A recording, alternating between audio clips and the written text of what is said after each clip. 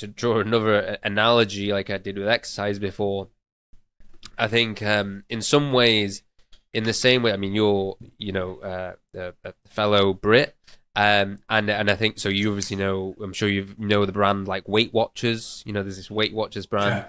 and I always said that I'm not against Weight Watchers. Again, it's a similar sort of thing to VPNs. It's like it's good that you're getting the healthy stuff and watch what you eat in the public consciousness, but losing weight is about developing a habit.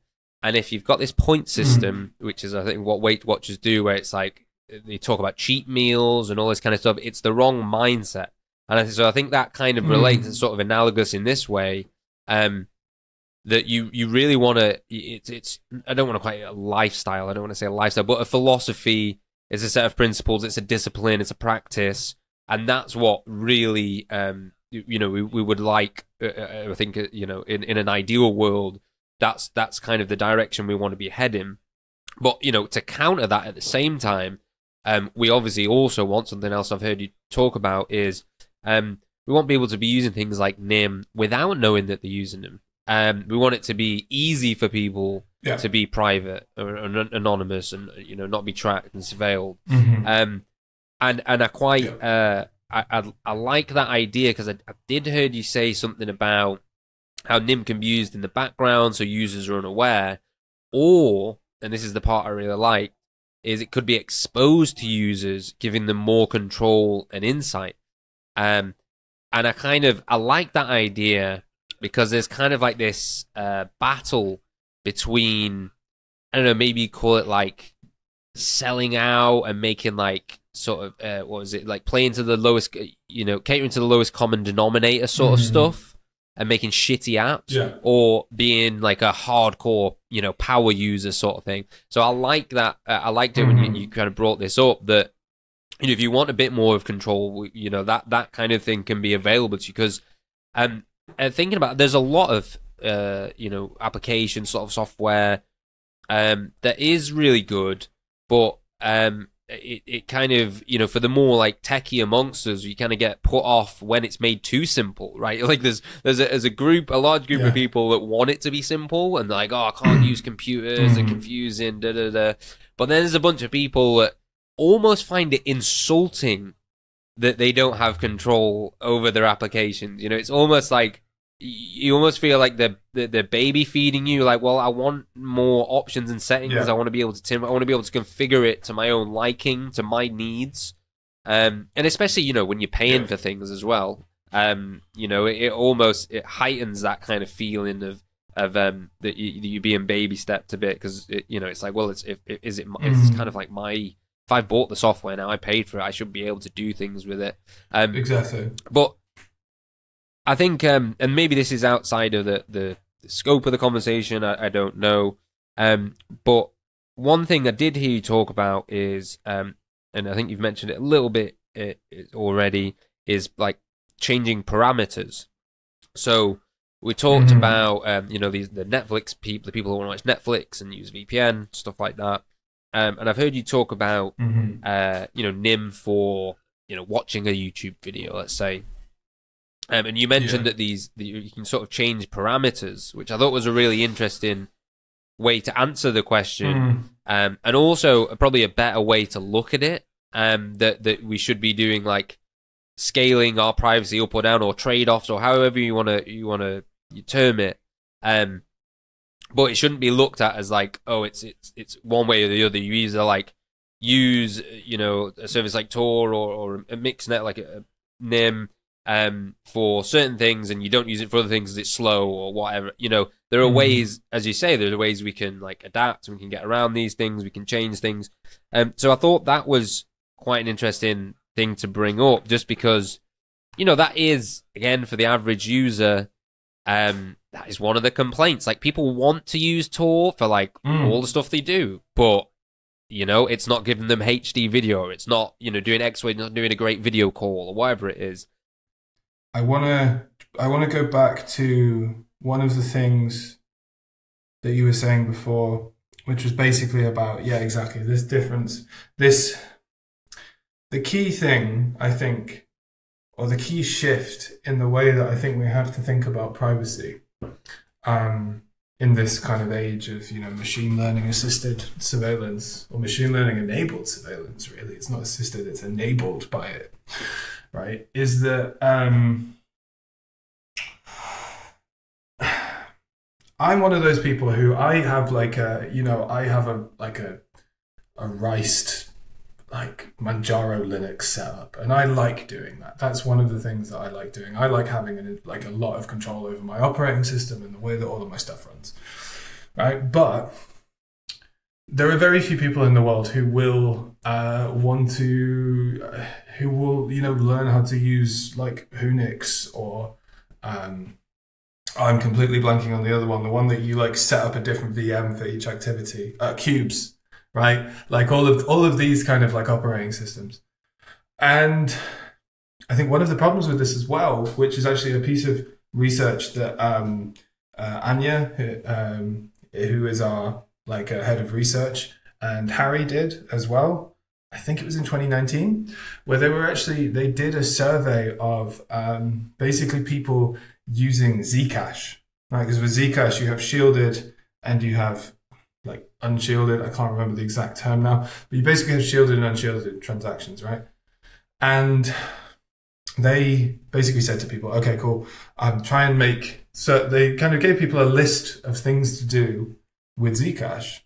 And because the actual tech itself was quite complicated and it was, whatever, maybe people were confused, or maybe the concepts were quite difficult as well, then actually what happened is people didn't do it right. And then their transactions weren't as anonymous as they thought they were, So, and because, everything is relying on this concept of an anonymity set, like the possible permutations of who could be talking to who. And, you see this with stuff like ring signatures, but this is working on like a larger scale because you're trying to statistically track single packets through like a essentially flat, uniform flow of them. But it is still ultimately statistical analysis, right? So the more people you have using it, the more statistically complex this becomes, until it becomes, hopefully, unanalyzable even for the kind of giga CPUs that Amazon has buried in a desert somewhere, And to do that, you also then, you can't necessarily be making software that assumes you, can also like set up a WireGuard connection in your sleep, right? Because people just won't really use it. And this is why actually being something that works at the network level, as you brought up, is kind of great, because, we have like an SDK, we have two SDKs, software development kits, right? Which people can use to build apps if they want to directly build apps that use NIM. But like you said, you could also envisage a situation where Signal just uses NIM by default. You as a Signal user don't have to know that you're using NIM, right? Or, you have something which you see in a lot of apps. A lot of apps have something like set up a normal connection or use with Tor, right? You could imagine a use with NIM or something like that as well. And so you're having this gradient is great because you're pulling people in from hardcore tech enthusiasts to people who don't even necessarily know they're using them. And this also, in a parallel way, like variation basically is what I'm saying is the spice of the anonymity set. And actually, as soon as you start parameterizing the anonymity set, then you start getting this strange thing that occurs, which again, I'm not a statistician, so I couldn't walk you through exactly how. But I'm trusting trusting researching, and everyone can read it as well on the research bit of the website. We have all the papers there as well, so people can dig in if they want. If you essentially have some people who are using a really short variable timing delay, and you have essentially a gradient of different lengths of timing delays, even the people using a really small one are far more protected than if everyone was using it. So what it means, to kind of circle back finally to what you were saying, is exactly, you could have someone who was basically just using it to surf the web. Or even, if you wanted, I did a voice call through it. It wasn't great, but if you want like a really secure voice call, you could use it. But yeah, just something like browsing the web, instant messaging, crypto, transactions, emails, all of that kind of async stuff is perfect for it. And you could use it and not really notice the difference in time. But then you could also use it for, if I'm leaking something, I don't really care if it takes 40 minutes to get to your server. I just want to know no one knows that I sent it. And so that also works for that situation as well. And obviously those are the two extremes. You can imagine like a far more kind of gradiated, stepped distinction happening there. But that variation itself actually protects everyone more, which is the kind of amazing thing about this, right? And I think the final point I want to make on this is that, which again goes back to narrative, it goes back to narrative construction, it goes back to education about this. And to remain private now, A, you can't expect everyone to be Mr. Robot, but B, being Mr. Robot doesn't actually necessarily work anymore. Like you can't necessarily rely on being the kind of like the lone fucking hacker, just kind of protected behind everything. Obviously, yes, that's sick. Do that as well. But, you also need to be in like, you need to be within the enormous crowd of people who are also doing it to actually also be protected. And so, that brings up interesting ideas, but also interesting tensions as well. How do you get hundreds of thousands of people to use, a network overlay layer that hides metadata? It's actually like really interesting questions with regards to how you actually do approach education and app design and all of this kind of stuff as well. It's a shift from the use Kali Linux and, use a VPN that you set up that's on the top of a mountain to actually like basically relying on group dynamics to provide statistical noise. It's a really interesting shift, I think. And this is obviously a point that I'm, eager to kind of present and push as well to as many people as possible.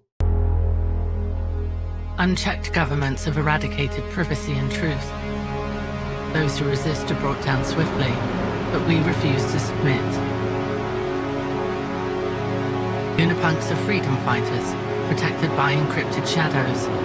The future we're building is sovereign and uncensorable. The moonlit night is coming.